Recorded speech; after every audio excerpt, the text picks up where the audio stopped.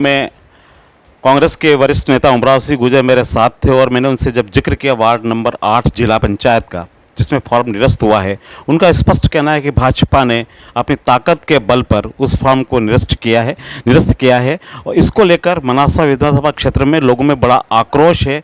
भाजपा के प्रति को उम्मीद थी कि सुरेश धनखड़ अधिक मतों से चुनाव जीत रहा था, ये षड्यंत्र करके आपने उस फॉर्म को निरस्त करवाया।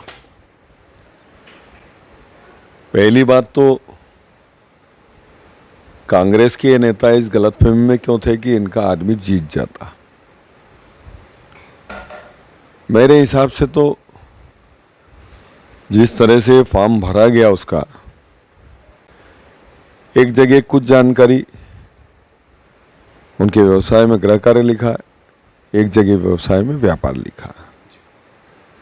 मुझे समझ नहीं आया कि ऐसा क्यों किया उनने। ऐसा ही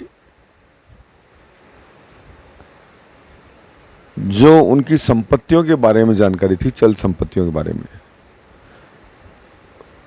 संबंधित जो उम्मीदवारी कर रहे थे सुरेश धनखड़, उनके स्वयं के नाम पे एक एसयूवी है MP 44 CA 5404 नंबर उसका, नेट पे आप भी देख सकते हैं। जब स्वयं के नाम पे वाहन है तो उसका उल्लेख किया जाना था। अगर आपके नाम से बैंकों के कर्जे थे तो उनका उल्लेख किया जाना था। फॉर्म में हर चीज की विस्तृत जानकारी मांगी गई है।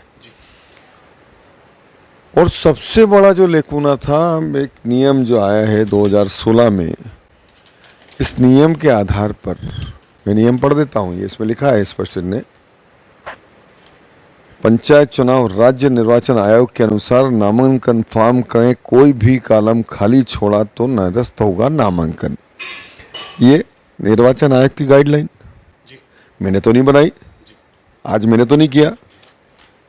ये फॉर्म किसने भरा? जिसने फॉर्म प्रस्तुत किया होगा उसने या उनके सहयोगी ने।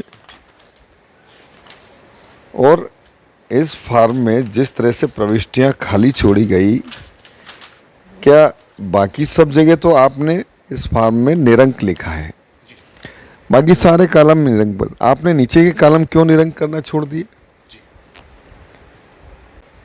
मैं जहां तक समझ सकता हूं, जहां तक मैंने समझा इस बात को, या तो इस व्यक्ति का फॉर्म भरने वाला व्यक्ति चाहता था कि इसका फॉर्म खारिज हो, या फिर ये उम्मीदवार स्वयं चाहता था कि मैं चुनाव नहीं लड़ूं और मेरा फॉर्म खारिज हो जाए।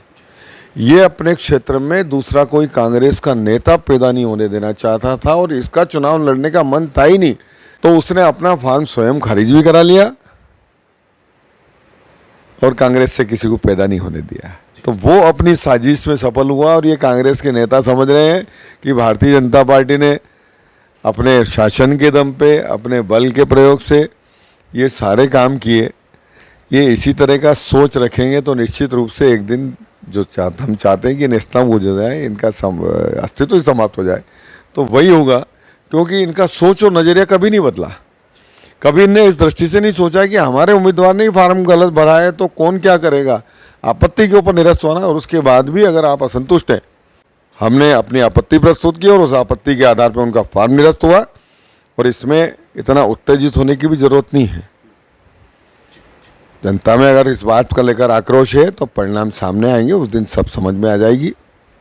आज कहने से कुछ नहीं होगा। बड़ी बड़ी बातें करने तो मनासा में सब आए थे कि हम ऐसा कर देंगे वैसा कर देंगे, लेकिन क्या परिणाम आए। इसलिए अपनी अपनी निपटे ज़्यादा अच्छा है। सबकी चिंता नहीं करें, खुद की चिंता करें। विधायक जी, आपने जो जवाब मुझे दिया अभी, ये फॉर्म मेरे हाथ में है, इसमें सिर्फ एक छोटी सी गलती, विक्रय करके जगह छोड़ दिया गया, निरंक नहीं लिखा। इतनी सी बड़ी गलती के पीछे आपने इतनी बड़ी सजा दे दी, उसका फॉर्म निरस्त कर दिया आपने एक छोटी सी गलती के पीछे। पहली बात तो मेरी इसमें कोई भूमिका नहीं, ये निर्वाचन अधिकारी का काम था और उनने जैसा पाया वैसा किया। मेरा सिर्फ एक कहना है, एक छोटी सी गलती हो तो उसको मान सकते हैं कि छोटी सी गलती, छोटी सी तो है साहब, पर फॉर्म के हर पन्ने पर गलती की गई हो। फॉर्म के हर पन्ने पर कहीं गृह कार्य लिखा, कहीं व्यापार लिखा, कहीं गांव का नाम बामनी लिखा, कहीं गांव का नाम ढाकनी लिखा। तो अब बामनी और ढाकनी दोनों अलग अलग पंचायत हैं और दोनों के बीच में 10 किलोमीटर की दूरी है।